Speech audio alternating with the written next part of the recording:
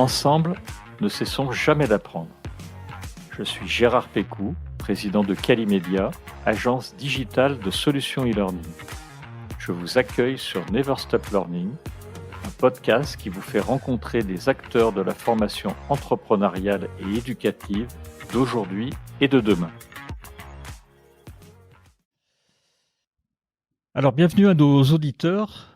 J'accueille aujourd'hui le docteur Mathieu Lacambre, qui est psychiatre hospitalier au CHU de Montpellier. Bonjour Mathieu. Bonjour Gérard. On va parler d'un programme que tu vas vraiment nous expliquer, mais auparavant, est-ce que tu peux nous en dire un peu plus sur ton parcours en médecine psychiatrique ? Alors j'ai fait mes études de médecine à Grenoble et ensuite j'ai choisi la psychiatrie parce que je pense que tout se joue là-haut. Depuis des problèmes de grossesse en cas de déni, en patine extérieure, jusqu'à des problèmes de somatisation, de cicatrisation, de récupération et de guérison. Donc l'idée était simple, c'était de pouvoir agir au niveau de la commande centrale et c'est pour ça que la psychiatrie m'a intéressé. Je suis allé faire une spécialité à Strasbourg, qui est une place particulière pour la psychiatrie, très orientée sciences humaines, avec un autre volet ancré dans les neurosciences. Donc j'ai pu bénéficier de cette double approche et à l'issue de ma formation en psychiatrie, une fois le diplôme de psychiatre en poche, je suis redescendu à Montpellier en 2004.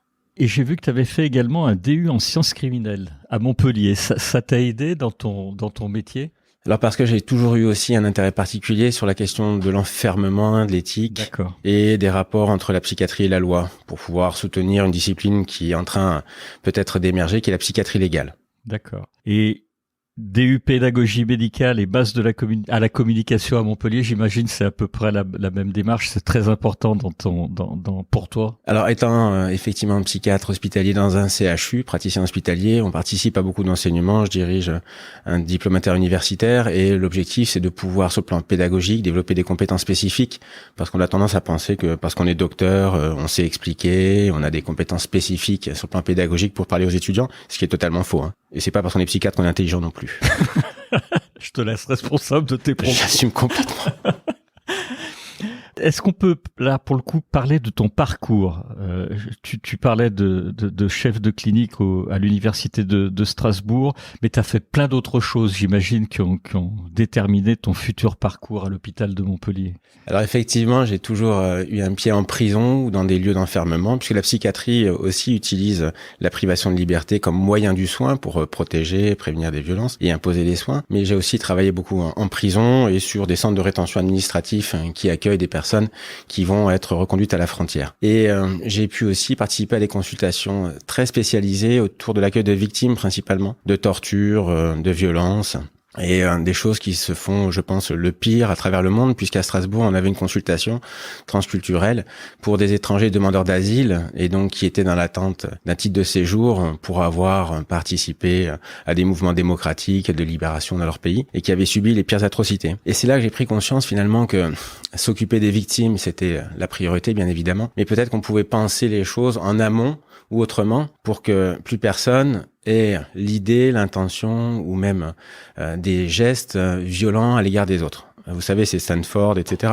C'est l'idée que Milgram, c'est que tous les êtres humains potentiellement puissent, mais c'est pas tout à fait tous les êtres humains et c'est pas de la même manière. Et donc, si on travaille en amont, finalement, en renforçant chez tous les êtres humains, en particulier les enfants, certaines capacités, certaines compétences, comme l'empathie, la compassion, l'estime de soi, etc., probablement qu'on peut réduire ces violences. Et puis avec d'autres idées qui ont émergé ensuite, en m'occupant un peu plus des auteurs de violences, c'est que les violences sexuelles sont probablement les pires violences, celles qui laissent le plus de traces. Et plus elles sont commises de manière précoce, plus elles vont délabrer la personnalité, le développement de l'enfant. En sachant que les enfants abîmés, ça fait des adultes en vrac, et du coup ça fait du travail pour les psychiatres. Depuis une quarantaine d'années, on a des milliers d'études dans toutes les langues qui montrent bien un lien de causalité statistique solide entre des violences subies dans l'enfance et l'apparition de troubles psychiatriques.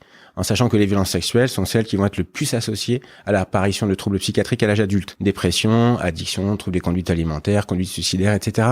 Et même la schizophrénie les violences sexuelles augmentent le risque relatif même de psychose. Donc moi, en tant que psychiatre, si je veux avoir moins de travail, il faut que j'essaie de travailler le plus en amont possible pour réduire l'incidence et la prévalence des violences sexuelles sur les enfants.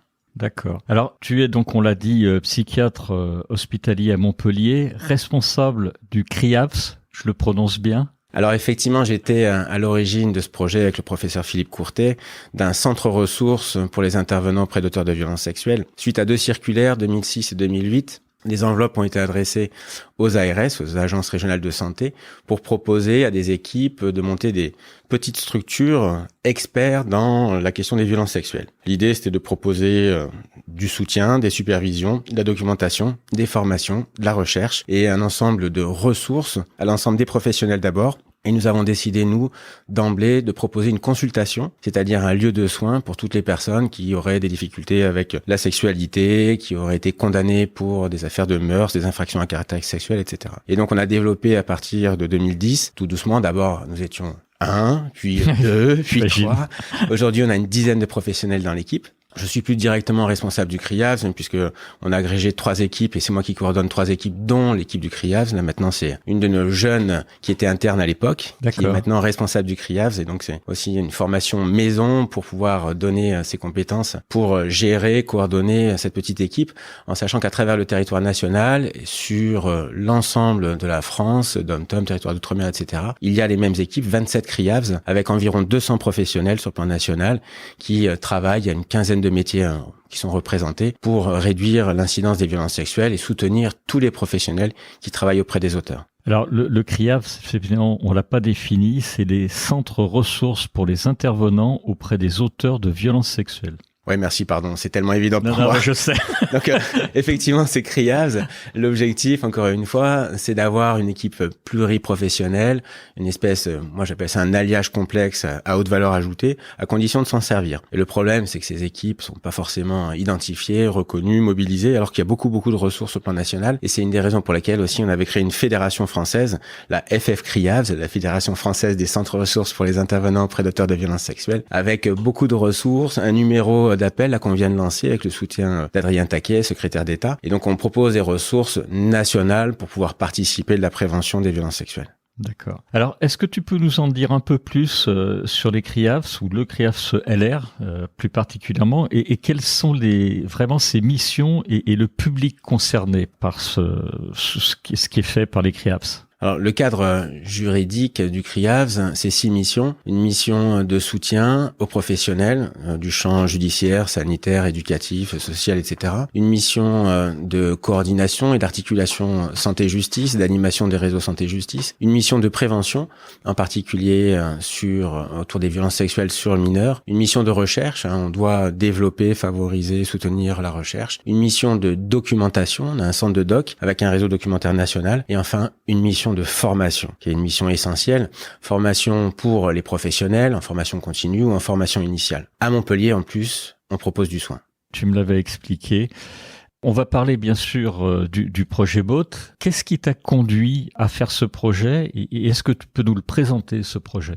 Alors, au moment de la création du CRIAVS LR, du centre ressources de Montpellier au sein du CHU, d'emblée, j'ai voulu faire le point sur tous les outils de prévention existants, outils francophones à disposition, pour essayer d'identifier quelque chose de simple, fonctionnel, pragmatique, validé, à l'intention de tous les adultes qui travaillent auprès de mineurs. Et c'est comme ça qu'on a constitué un petit binôme, un psychologue, psychiatre, Céline Bailly, Cindy Prudhomme, pour d'abord faire le point. Cindy Prudhomme a travaillé sur un inventaire assez exhaustif de tous les outils existants. Elle en avait recensé près de 800 de prévention des violences sexuelles.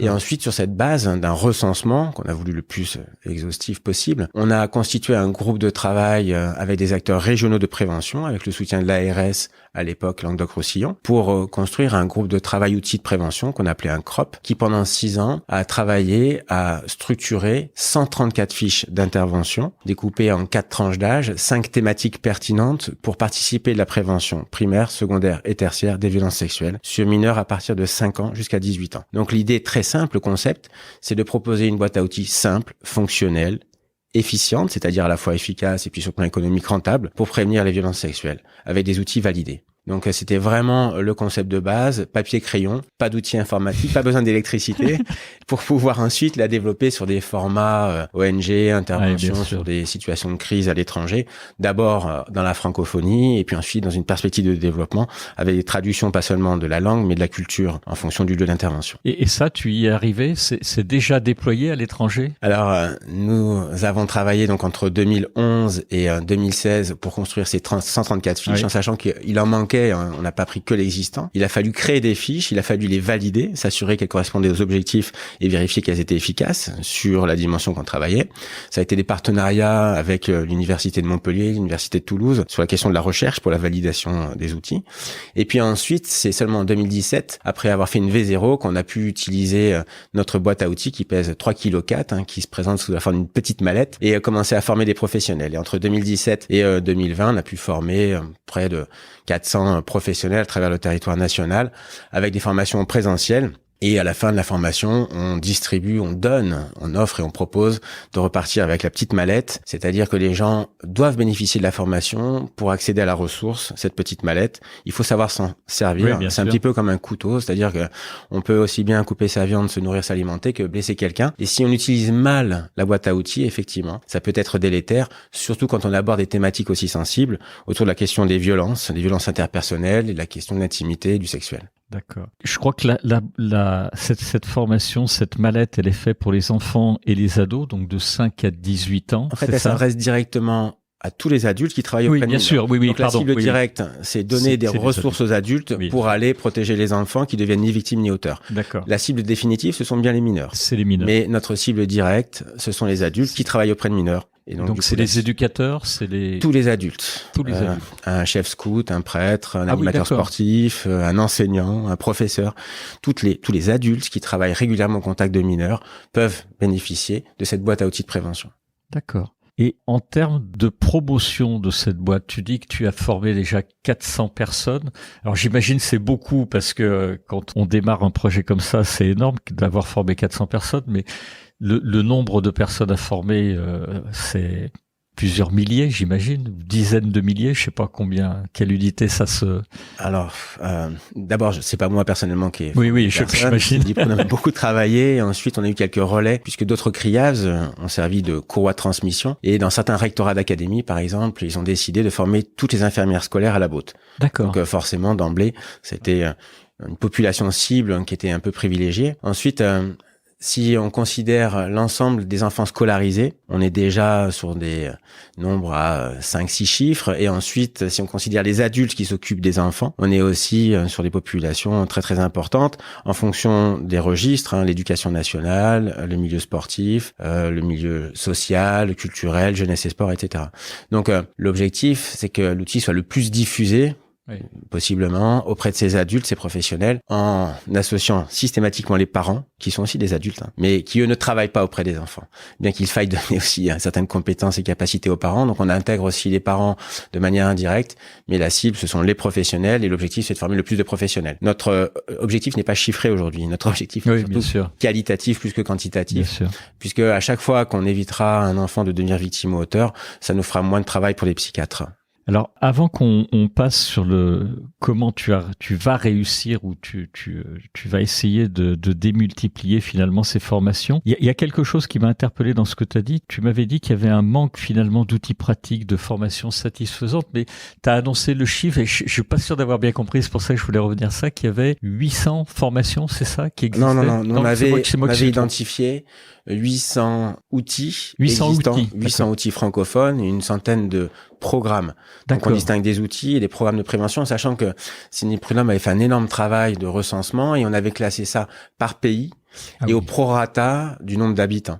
Ça fait des tableaux qui sont assez effrayants pour la France, parce que en Belgique, ils avaient malheureusement eu, par exemple, l'affaire du Trou, ce qu'ils avaient beaucoup mobilisé ensuite. Au Canada aussi, suite à des affaires sordides, ça les avait beaucoup mobilisés, ils avaient développé beaucoup d'outils. Mais jusqu'à présent, personne n'avait eu cette approche globale, transversale, sans opposer ni victime ni auteur. Nous, on considère que les violences sont des violences qui peuvent traverser tout le monde d'une part, du côté de la victime, du côté de l'auteur, et parfois en changeant de statut. Donc on passe du statut de victime au statut d'auteur. Et donc plus on participe à renforcer les facteurs de protection et à réduire des facteurs de risque, et ben meilleur sera le pronostic, en sachant que l'OMS avait déjà identifié depuis des dizaines d'années justement les facteurs de protection des violences autour de la question de l'estime de soi, de la régulation des émotions et quelles que soient les violences, et puis les facteurs de risque qui sont plutôt issus de la criminologie finalement. D'accord, c'est plus clair. Il y a d'énormes donc besoins de formation, tu le disais toi-même, pour utiliser correctement cet outil, bot. Comment tu t'y es pris, donc présentiel dans un premier temps, et puis comment tu comptes démultiplier ça? Cette boîte à outils, elle pose plusieurs difficultés assez spécifiques. D'abord, la thématique. On parle de violence sexuelle. Et on s'est aperçu assez rapidement que c'était un problème d'arriver dans un collège, une école maternelle en disant « Bonjour les enfants, on va vous parler de violence sexuelle ». Oui. C'est juste pas possible.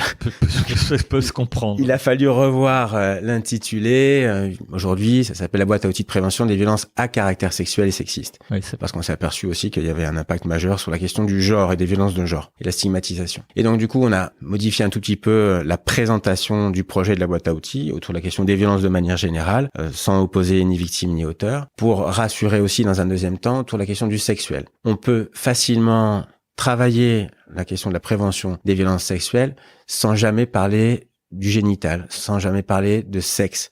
C'est-à-dire qu'avec des tout petits de 5 ans, on n'emploie jamais le mot zizi, zézette. Jamais parler du génital. J'évoquais par exemple la question de l'estime de soi, c'est un élément majeur. Identifier les bonnes personnes ressources, la question du secret. Et en travaillant ces dimensions, on réduit le risque de violence sexuelle. Et à aucun moment on parle de sexe. Donc ça a été d'abord le premier obstacle qu'il a fallu contourner, mieux présenter finalement le projet, la boîte à outils, pour limiter les défenses et les résistances qu'on allait rencontrer, qu'on a rencontrées, parfois de manière violente, tant du côté des parents que du côté des professionnels. Parce que déjà, il le nie, Non, mais parce que c'est tellement à la fois compliqué et violent. Alors là aussi, en tant que parent, d'imaginer qu'un adulte va venir parler zizi zézette à l'école. Vous imaginez bien.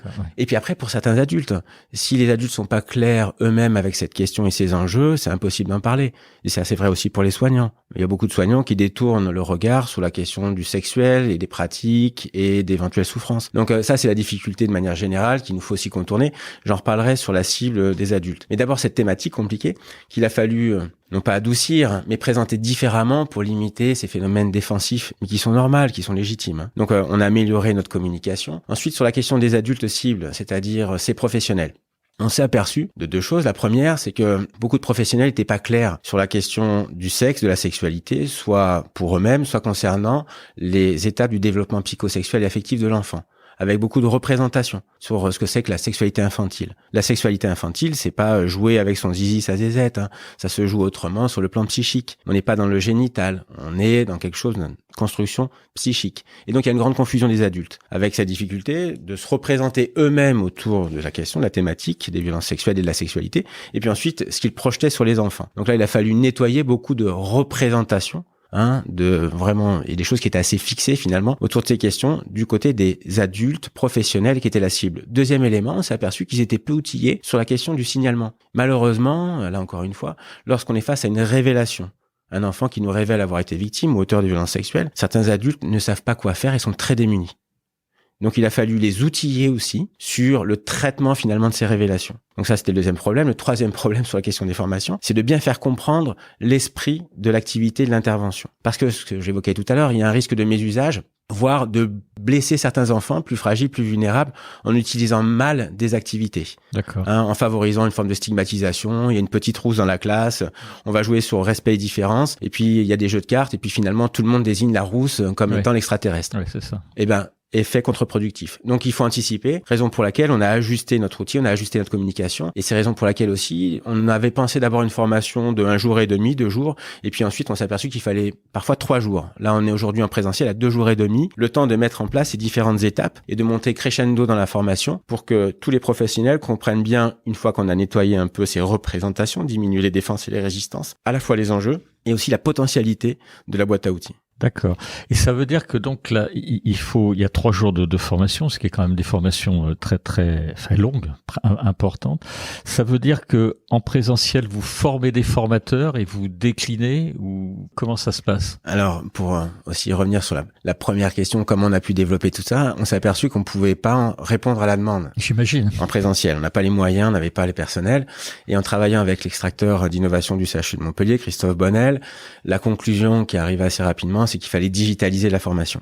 Alors là aussi, méfiance, c'est-à-dire on rentabilise en réduisant un peu tout à des écrans. Dans les 3 éléments que j'ai évoqués, sur la thématique, les professionnels, et puis ensuite l'utilisation près des enfants. Comment est-ce qu'on pouvait arriver à faire passer le message? Eh bien finalement, on a opté pour un blended learning, pour du mixte, avec 7 modules en e-learning qui permettent d'aborder progressivement d'abord le travail sur les statistiques, l'épidémiologie, les représentations autour de la question des violences sexuelles, des enjeux qui sont assez, socio-anthropologiques autour de la culture du viol, l'hypersexualisation, les étapes de développement psychosexuel et affectif. Donc on va outiller vraiment avec des savoirs à travers ce e-learning. On vérifie que chaque module est bien intégré avec des QCM et donc un processus aussi de validation très progressif avec des renvois à la botte aussi pour que les gens au fur et à mesure du e-learning puissent percevoir finalement la potentialité des ressources de la botte. Et donc on donne envie, c'est un peu le petit pousset, ils remontent les cailloux et ils vont pas les poser, nous on a posé les cailloux, ils remontent les cailloux avec cette idée aussi d'augmenter la motivation, l'intérêt, la curiosité tout au long du parcours. Et à la fin de la validation des 7 modules en e-learning, il y a une journée obligatoire en présentiel. Et c'est dans cette journée en présentiel où on va vraiment mettre en mouvement les différents savoirs qui ont été acquis pour s'assurer déjà la compréhension de l'intégration, mais aussi de la mise en œuvre des différents process et de la boîte à outils pour l'élaboration des interventions de prévention. Et donc du coup, c'est tombé un peu comme non pas une fatalité, mais une évidence qu'il fallait aller vers là pour augmenter notre force de frappe sur la question de la formation. Avec 3 types de formations, donc on garde une formation présentielle, 2 jours et demi, une formation en blended learning pour les utilisateurs de la botte, et en parallèle, on propose une formation de formateur, effectivement. La formation de formateur, c'est pour le présentiel uniquement. Et donc, ça sera une formation en 2 jours pour labelliser des formateurs à la formation de la botte. D'accord. Présentiel, une seule journée. Avec le Covid, vous avez continué en présentiel ou vous avez poursuivi, je sais pas, sur des classes virtuelles? Comment il se fait le blended learning en cette période-là? Alors, sur le CRIAS, on a une offre de formation continue tout au long de l'année. Ça fait partie de nos missions. Et donc, du coup, on a dû se réajuster. On a des petites formations, 10, 15 professionnels qui participent et ensuite 2 grands colloques. Le colloque, on l'a digitalisé. Il est accessible uniquement en numérique. Par exemple, on a une formation vendredi, demain, autour des violences sexuelles dans le couple. Elle est en présentiel. On limite le nombre de participants, on respecte l'ensemble de tous les gestes, qu'ils soient barrières, sociaux, amicaux, professionnels, etc. Tout le monde est bien propre, bien stérile. Et on travaille en présentiel. D'accord. Donc, dans le respect, encore une fois, de toutes ces règles. Et la prochaine formation présentielle à la botte, là, on sera aussi petit et effectif dans une grande salle. D'accord. Donc vraiment, vous voulez garder cette notion qui, à mon avis, d'ailleurs, dans ton cas, est super importante, de présentiel avec et d'accompagnement. C'est pas. Ouais. Non. L'enjeu est trop important. Oui, je suis la thématique, la population cible et l'esprit de la botte, avec, encore une fois, je vous le redis, le risque d'être contre-productif en fonction de l'utilisation de la fiche activité. Non, mais trop dangereux. Je suis complètement d'accord parce que, alors, contrairement à ce que tu pourrais penser, on n'est pas des adeptes du tout digital. Alors, on est là pour former les gens et il y a plein de modalités et le blended learning est une superbe idée. Le fait de réduire, d'ailleurs, comme tu le dis, de 3,5 jours, qui peut être un vrai frein au développement, avec 7 modules de e-learning qu'on peut faire comme on veut, et finalement un seul jour, j'imagine que ça aussi, ça permet d'accélérer considérablement Alors, carrément, avec un autre aussi, j'allais dire, effet favorable de ce blended learning et du e-learning, c'est que dans le e-learning, on va avoir un processus de validation très progressif, étape par étape, qu'on n'a pas dans le présentiel. Et donc, du coup, on s'était reposé la question dans le présentiel de venir comme ça ponctuer, j'allais dire sanctionner les différentes étapes par des processus de validation, ce qui peut avoir un effet positif, mais aussi très négatif dans le processus d'apprentissage. Donc on s'interroge pour essayer de prendre le meilleur du e-learning, éventuellement de le remettre dans le présentiel et vice versa. Mais c'est un équilibre qui est relativement complexe. On essaye aussi de rendre très vivant le plus possible le e-learning et de venir aussi, encore une fois, illustrer ce e-learning avec les ressources de la botte, parce qu'ensuite toutes les ressources de la boîte sont accessibles en numérique, l'ensemble des fiches, il y a un guide animateur, il y a un glossaire, il y a des fiches ressources pour construire les interventions, des protocoles de signalement, etc. Donc c'est beaucoup de ressources. On a été très ambitieux, peut-être trop sur le projet, parce qu'on a voulu tout aborder. Et donc du coup, l'idée maintenant, c'est de proposer ces ressources, de les rendre accessibles, et le digital, c'est probablement le meilleur support. Et je sais que tu as déployer ça sur une plateforme, ce qu'on appelle une plateforme de Learning Management System, qui te permet de faire des parcours de formation. Ça, j'imagine que le champ des possibles, après, il est énorme dans ton cas, puisque tu me parlais en off tout à l'heure, tu me disais que il y avait des séminaires, et c'est des choses que tu vas pouvoir intégrer finalement au fur et à mesure, peut-être, ça sera ton choix, mais j'imagine dans des plateformes telles que celles que tu utilises. Alors c'est là où c'est toute la notion de projet qui prend sa valeur. Au-delà de la boîte à outils, donc j'allais dire les 3,4 kg, là, ce beau bébé, on veut développer un projet. Et le support numérique est le meilleur support pour développer un projet de manière globale et générale.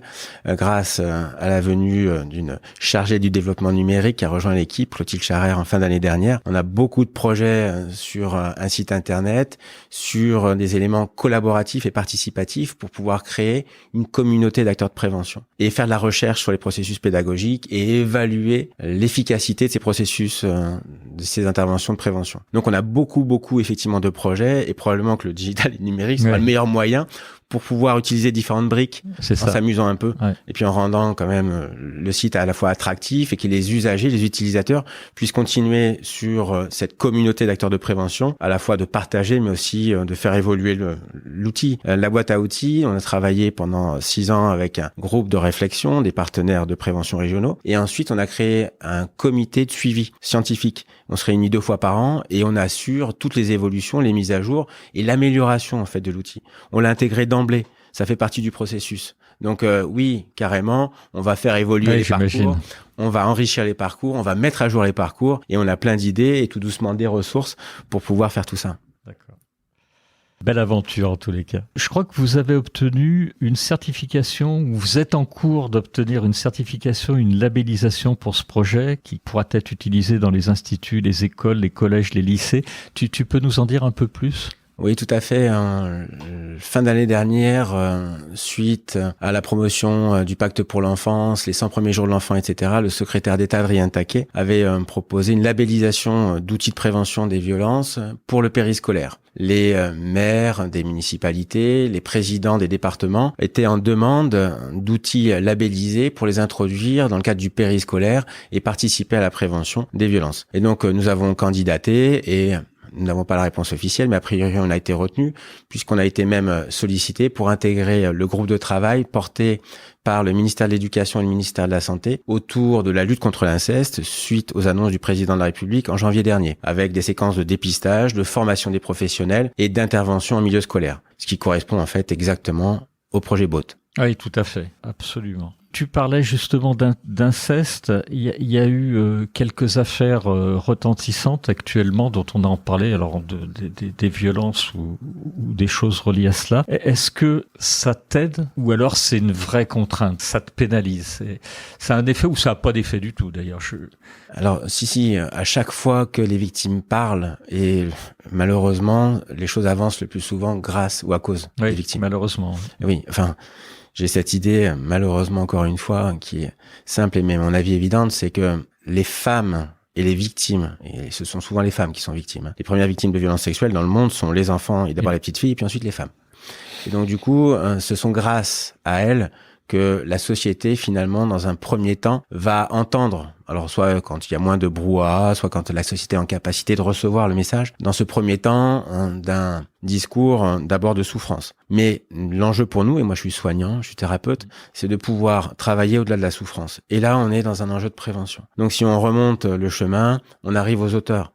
On arrive à celui qui a perpétué la violence. Et si on peut proposer des alternatives à cet auteur, plutôt qu'un recours à un acte violent pour imposer quelque chose d'un geste sexuel, en particulier sur des mineurs, eh ben on aura fait notre travail. Oui, c'est ça. Et c'est tout l'enjeu.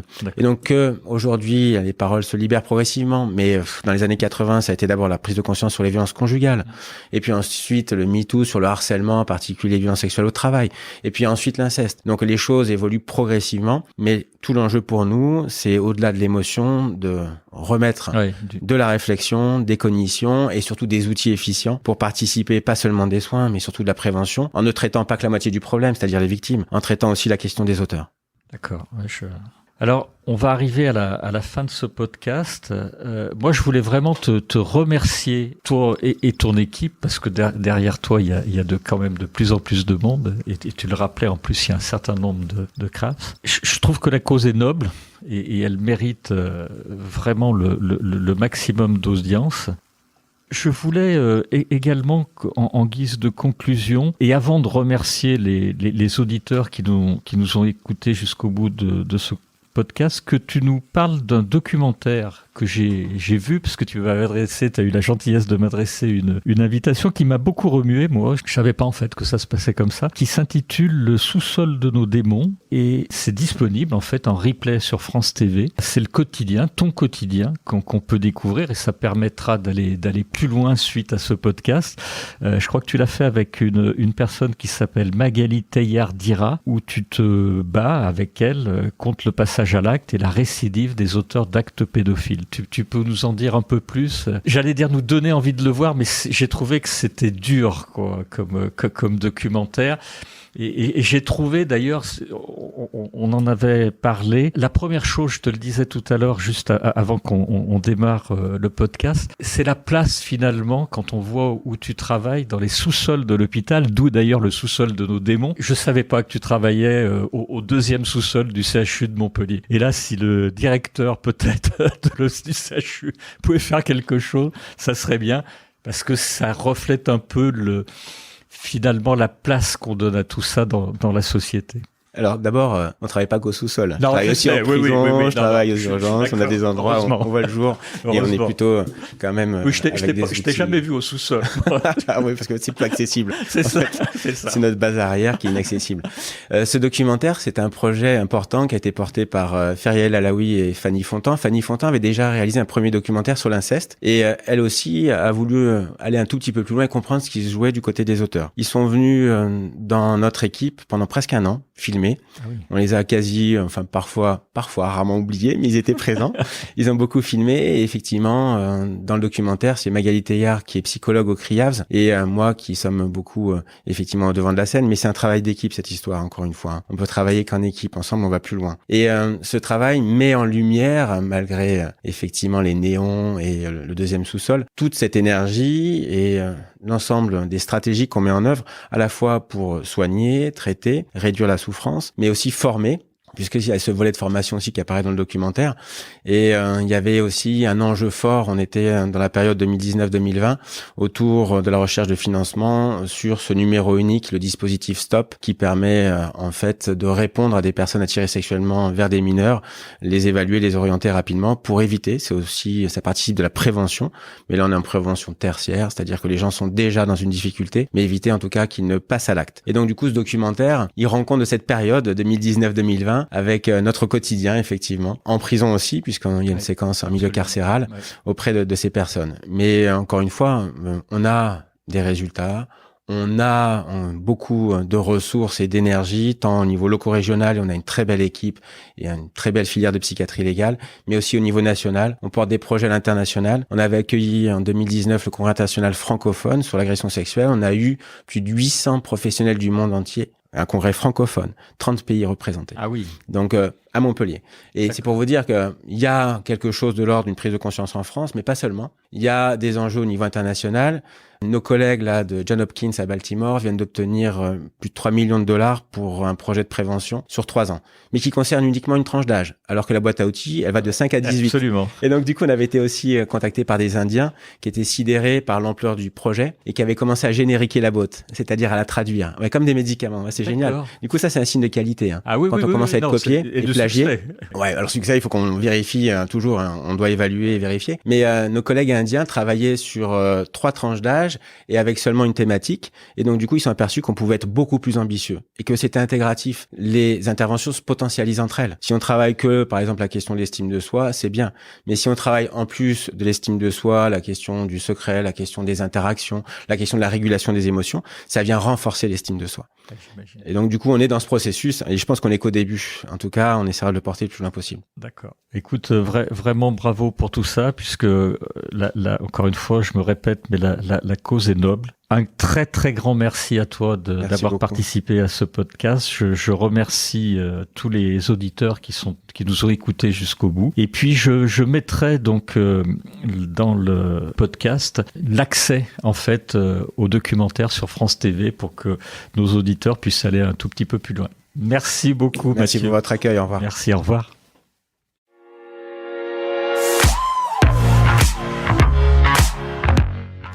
Vous êtes arrivé à la fin de cet épisode. Je vous remercie pour votre écoute attentive. Si l'épisode vous a plu, partagez-le auprès de votre entourage et donnez-lui une bonne note suivie d'un commentaire sympathique pour nous aider à grimper dans les classements. Je suis Gérard Pécou, président de Calimedia. Si vous cherchez une solution e-learning, rendez-vous sur calimedia.fr. Notre équipe vous accompagnera avec un très grand plaisir. Nous nous retrouverons dans le prochain épisode de Never Stop Learning pour qu'ensemble, nous ne cessions jamais d'apprendre.